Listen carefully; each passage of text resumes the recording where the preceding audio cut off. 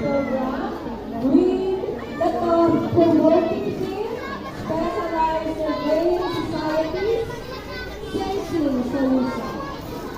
Today, we not only celebrate the wonders of science, but also to look closer at how science helps us see, to survey our surroundings, and sense the solutions that our world needs.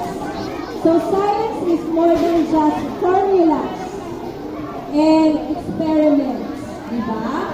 So it is a way of asking questions and finding a way answers that can change communities. Gaya po na ang ginagawa po natin, hindi po ba?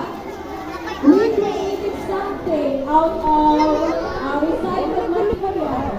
Pati yung mga costumes